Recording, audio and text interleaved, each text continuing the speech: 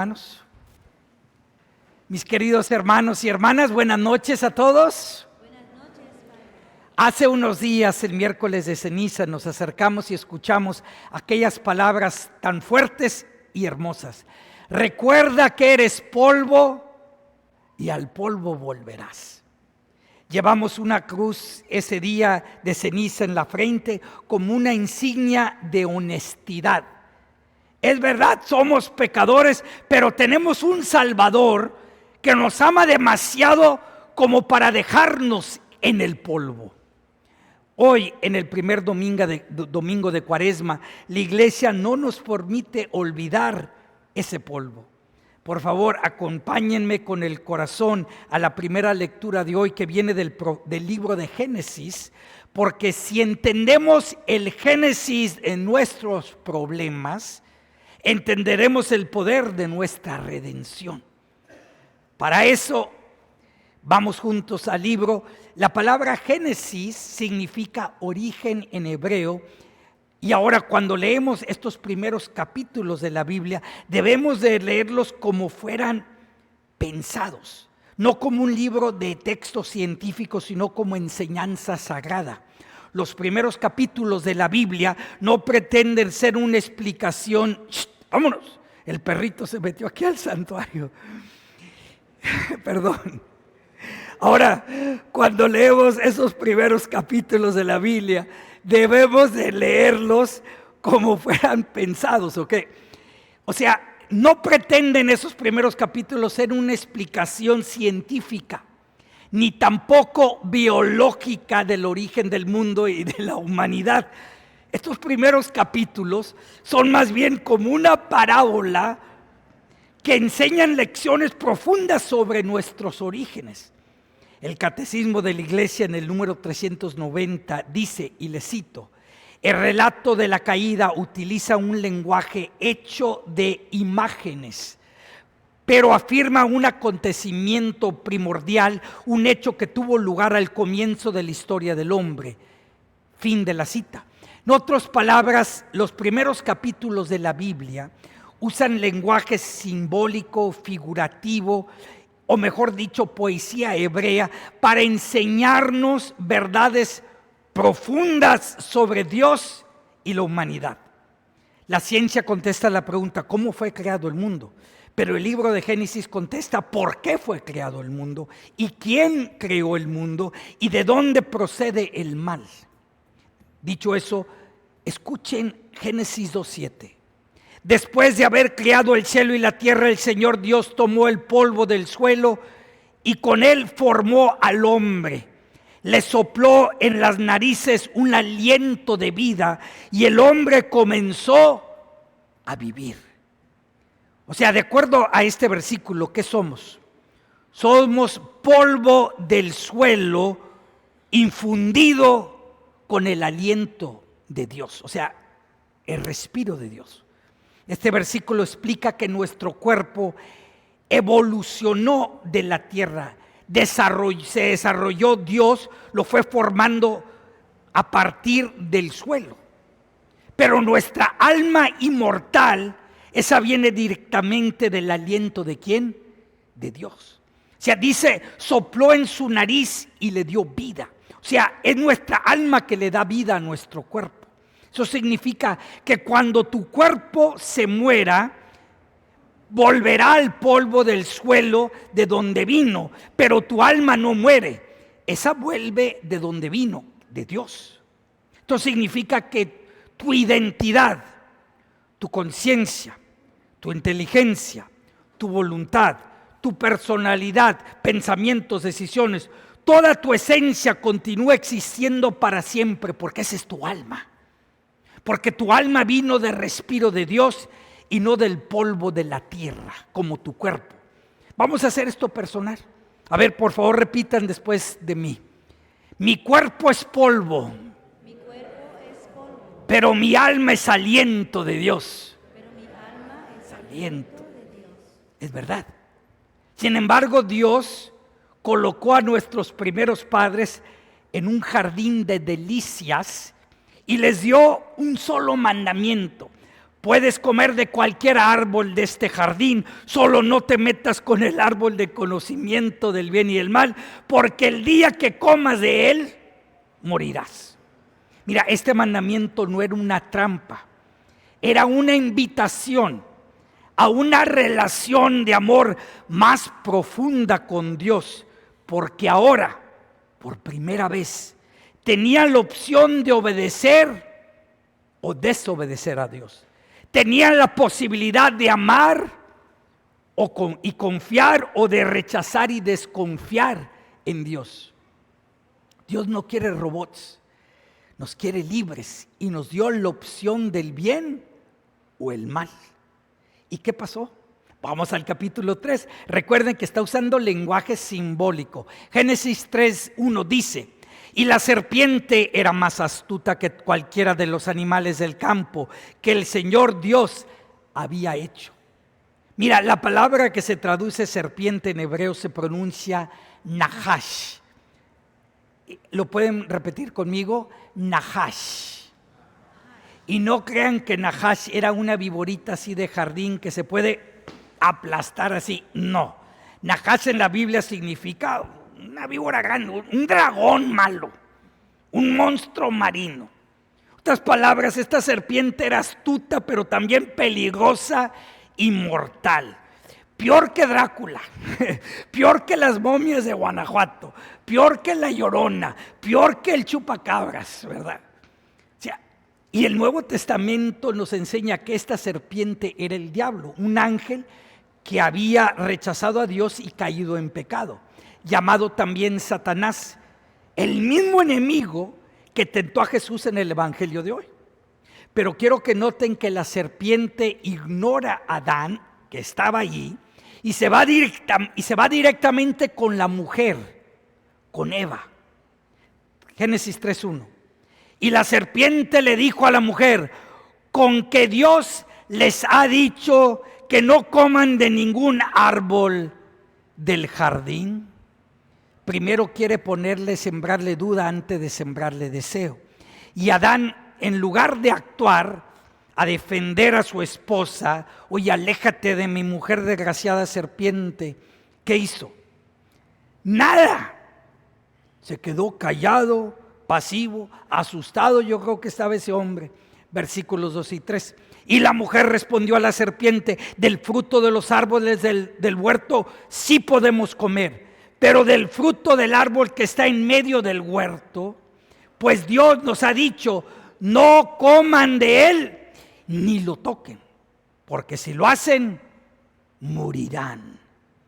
Mira, primero quiero que noten que la mujer exageró. Dios solo dijo: no coman. Ella le agregó: ni lo toquen. O sea, Eva exageró el mandamiento de Dios. Caballeros, ¿conocen alguna mujer que le gusta exagerar? Comenzó con Eva, ¿verdad? Ahora, y Adán le hubiera dicho algo. Oye, ¿y qué hizo? Nada. Se quedó callado y pasivo. Por lo menos dile: Eva, no exageres, Dios solo dijo que no lo comas. Aquel hombre no hizo nada. Versículo 4 y 5. Y la serpiente dijo a la mujer: no es cierto que morirán, pues Dios sabe que el día que de él coman, serán abiertos sus ojos y serán como Dios, conociendo el bien y el mal. Fíjate, la serpiente ataca, llamando a Dios un mentiroso y desafiando directamente la orden de Dios, y le agrega un incentivo a la desobediencia: serán como Dios, conociendo el bien y el mal. Y la serpiente trataba de convencerlos de que Dios no es digno de confianza, de que Dios no quiere lo mejor para ellos, para que fueran sospechosos de los motivos de Dios. Ese fue el gran engaño. Si de verdad quieres una vida grandiosa, deja de escuchar a Dios y decide tú mismo lo que es bueno y malo.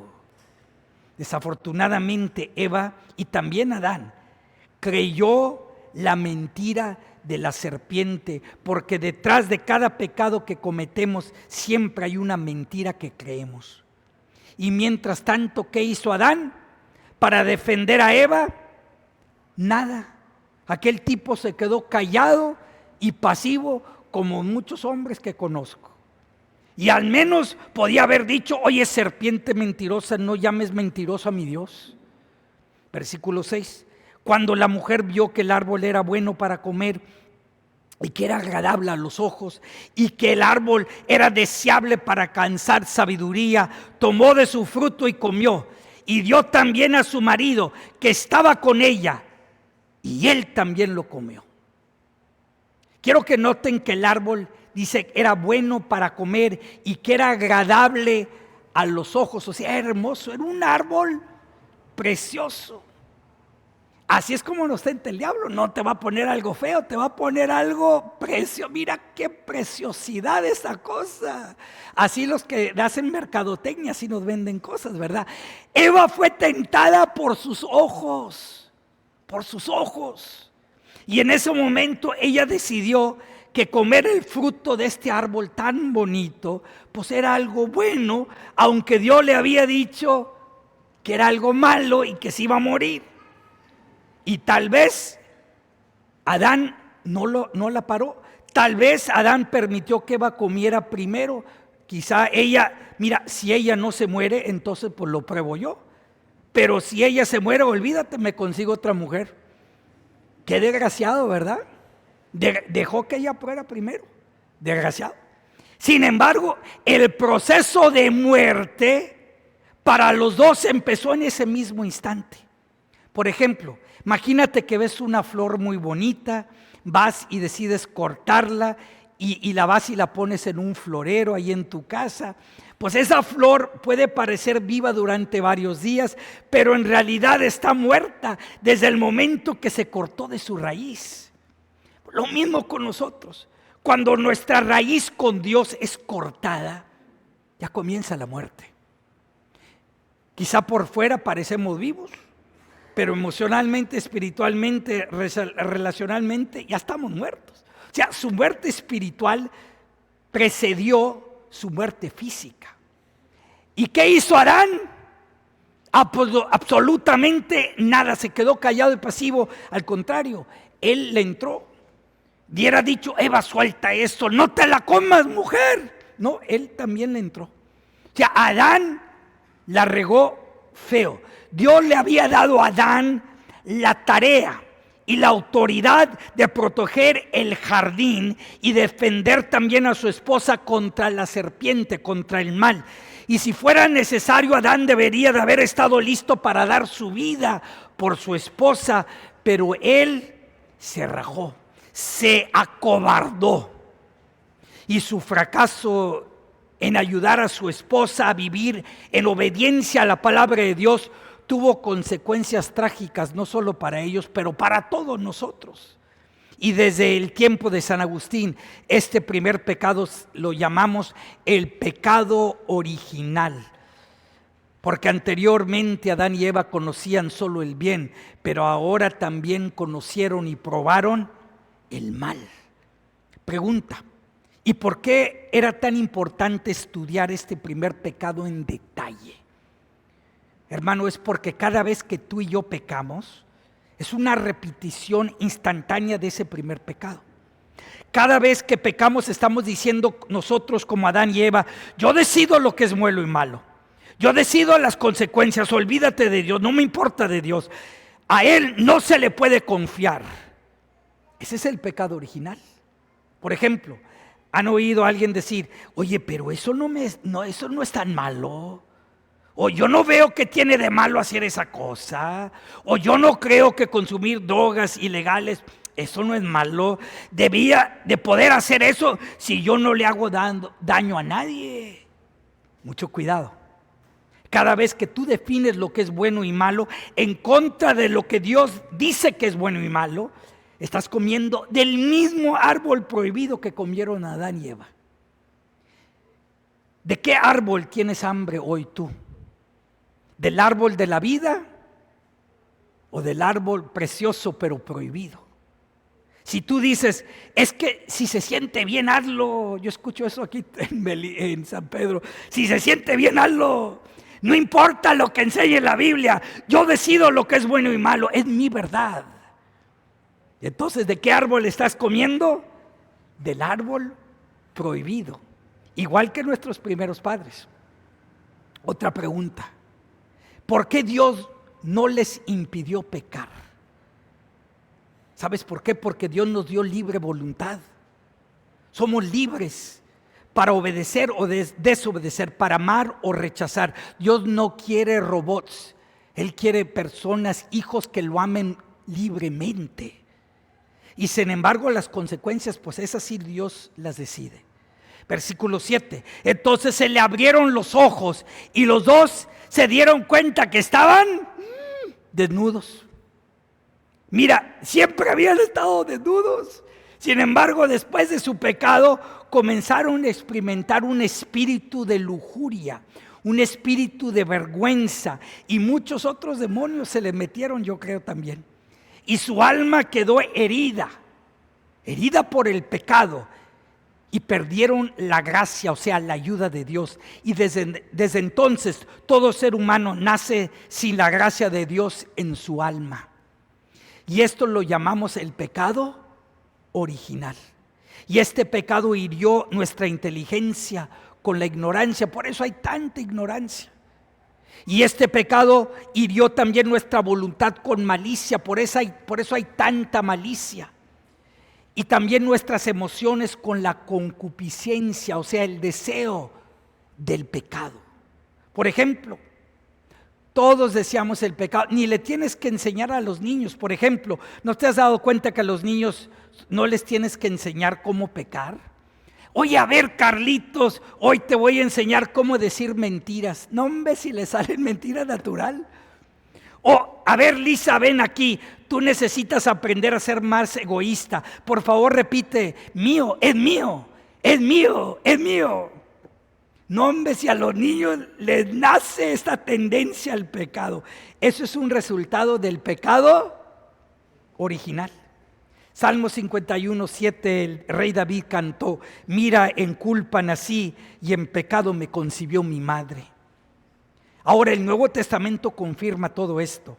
Acompáñenme a la segunda lectura de hoy, que viene de Romanos capítulo 5, versículo 12. Dice: por tanto, como el pecado entró en el mundo por un hombre, Adán, y la muerte por el pecado, así también la muerte se extendió a todos los hombres, porque todos pecaron. Quiero que entiendan esto. Mira, nosotros no cometimos el pecado original, sin embargo, todos heredamos su castigo, la muerte. Y cuando yo primero me enteré de esto, yo dije: oye, no la mueles, eso no me parece justo. Ellos cometieron el pecado y nosotros tenemos que pagar las consecuencias. No, eso no es justo, yo decía. Pero luego vine a entender por qué todos los hombres están implicados en el pecado de Adán y Eva. Por ejemplo, para aquellos que les gusta el fútbol, el soccer, les pregunto: si un jugador hace un gol, ¿anota todo el equipo o solo anota ese jugador? Anota todo el equipo, claro, porque el equipo juega como un conjunto. Lo mismo con nosotros. Dios ve a toda la humanidad de todo el tiempo como un solo equipo, un conjunto, representado por Adán, o sea, el capitán del equipo. Y si Adán la regó y se hizo un penalti contra ellos, pues todos pagamos las consecuencias, somos parte del equipo. Pero la buena noticia es que hay un nuevo capitán y se llama Jesucristo. Y en la resurrección Él anotó el gol ganador para el mundial más importante de todos. Y si tú estás en su equipo, pues también vas a compartir su victoria. Este fin de semana bauticé a 4 niños y esta Pascua tenemos como alrededor de 60 personas que van a recibir los sacramentos de bautismo, primera comunión, confirmación. Ellos van a ser parte del equipo y la victoria de Cristo. Varios de los niños o personas aquí, los voy a presentar algunos de ellos al final de misa. Ahora, en el Evangelio de hoy, de acuerdo a San Mateo capítulo 4, Jesús fue victorioso sobre las tentaciones de la misma serpiente. ¿Cómo le hizo? Voy a resumir su victoria en 4 puntos. Punto número 1, Jesús ayunó ¿cuántos días? 40 días. Por eso, si tú quieres vencer las tentaciones del diablo, también tienes que ayunar esta cuaresma. Les tenemos un papelito, un folletito que les va a enseñar cómo ayunar y de qué ayunar. Punto número 2. El diablo básicamente le dijo a Jesús: si tú realmente eres el Hijo de Dios, compruébalo. Esa fue la tensión, compruébalo haciendo estos milagros. Pero por eso, si Satanás puede lograr a que tú dudes tu identidad como un amado hijo o hija de Dios, entonces ya te tiene su trampa. Por eso no dudes tu identidad como un amado hijo y amada hija de Dios, que viene de tu bautismo y confirmación. Aquellos que van a recibir esos sacramentos esta Pascua se van a convertir en hijos y hijas muy amadas de Dios. Punto número 3. Jesús respondió a las 3 tentaciones citando la Biblia. Así que en tiempos de tentación busca la sabiduría de la palabra de Dios. Último punto 4. En Mateo 4:10 Jesús dijo: pero apártate de mí, Satanás. Adorarás al Señor tu Dios y a Él solo servirás. O sea, en tiempos de tentación, y todos los vamos a tener esta Pascua, no tengas miedo de mandar a los demonios retirarse de ti en el nombre de Jesús. Por ejemplo, cuando tú escuches la voz de la ambición o del resentimiento o del pecado que te dice: adora el éxito, adora la venganza, adora la violencia, adora el sexo y el placer, adora el poder, adora el dinero. O cuando escuches la voz del mal que te diga: póstrate y adórame a mí, finalmente serás alguien importante. ¿Cómo vas a responder tú a la voz del mal? La voz de Satanás. A ver, todos repitan después de mí: apártate de mí, Satanás. En el nombre de Jesús. Así responde.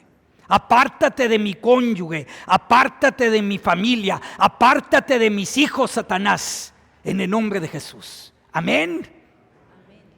Imagínate 2 árboles. Uno en el Edén es un hermoso árbol, pero es mortal y prohibido. Otro árbol en el Calvario, ese es el árbol feo, un árbol feo, un árbol ensangrentado, pero dador de vida. Adán extendió la mano hacia el primer árbol y trajo la muerte a todos. Jesús extendió sus brazos en el segundo árbol y trajo la vida a todos. Esta cuaresma, elige bajo qué árbol te vas a parar. Hermano, el mismo Espíritu que llevó a Jesús al desierto te está llevando a ti ahora mismo en la cuaresma. La misma palabra que fue su arma es tu arma en las Escrituras. Y la misma gracia que te desborda por su obediencia se derrama también en tu alma, aún aquí en cada Eucaristía. Así que entremos juntos, hermanos, al desierto de la cuaresma con valentía. Ayunemos juntos, oremos juntos y demos caridad hasta quedar vacíos para que Dios nos llene completamente. Luchemos hasta que el diablo huya y vengan los ángeles de Dios a nuestro lado a protegernos, para que cuando amanezca la mañana de la Pascua no seamos las mismas personas que recibieron la ceniza el miércoles pasado. Seremos un pueblo que ha probado la victoria, un pueblo que sabe que en Cristo el desierto de la cuaresma siempre florece, y aunque nuestros cuerpos regresen un día al polvo, nuestras almas florecerán con Cristo para siempre.